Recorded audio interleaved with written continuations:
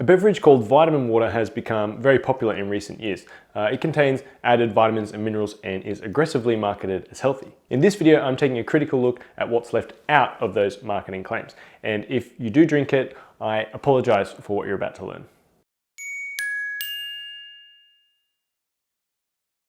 Vitaminwater is a brand owned by the Coca-Cola company. As the name suggests, it's water that's enriched with vitamins and minerals. There are many varieties, each with an attractive name like Focus or Endurance or Refresh. Now let's look at why it's not actually good for you.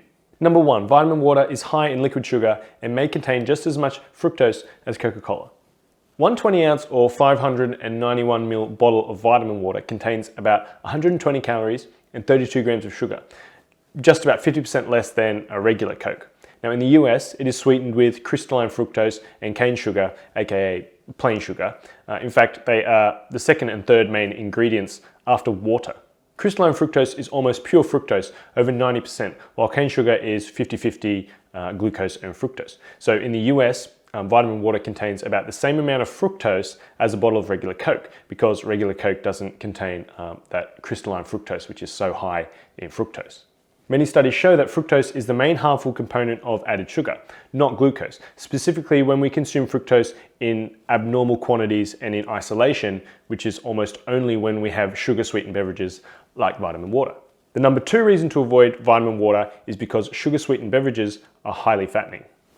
When it comes to weight gain and weight loss, what you drink is just as important as what you eat. When you drink liquid calories, your body doesn't then compensate by making you eat less of other foods instead. So those liquid calories are then added on top of what you already eat. In fact, consumption of sugar-sweetened beverages is among the world's strongest risk factors for obesity. Some studies showing up to 60% increased risk of obesity in children for each daily serving.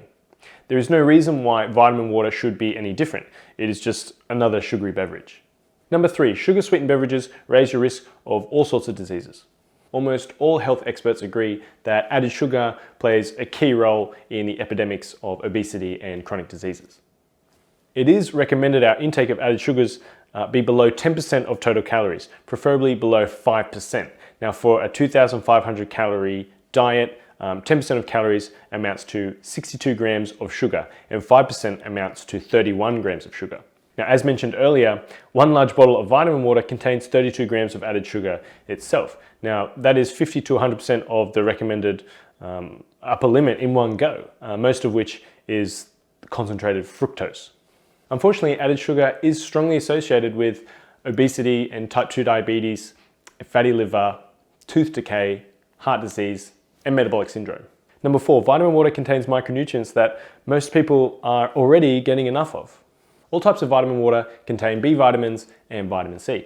Now, some types also contain small amounts of vitamins A and E and some minerals. Vitamins B and C are water-soluble vitamins that are almost never lacking in the average person's diet.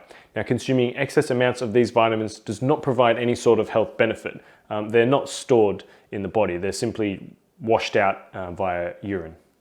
That being said, there are some subgroups of people who may be lacking in these vitamins, particularly vitamin B12 and folic acid. However, it makes absolutely zero sense to drink a high-calorie, high-sugar beverage to get those vitamins. You're much better off eating real whole foods, or you could even supplement if you are really deficient. Number five, in some cases, excess micronutrients in supplement form can cause harm.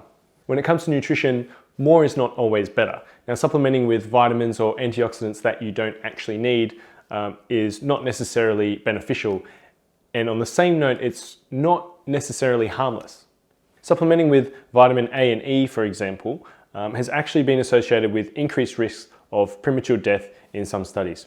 Now, although Vitaminwater does not provide excessive amounts of these vitamins on its own, it does contain considerable amounts, which is about 25 to 50% of the recommended daily intake. Now, when you add that 25 to 50% on top of what you're already getting from food, it's possible that it can add up to reach excessive amounts. The Coca-Cola company, who own Vitaminwater, have actually been sued for the deceptive and unsubstantiated health claims that the product makes. Their response was very interesting. They said no reasonable person would be misled into thinking that Vitaminwater was a healthy beverage.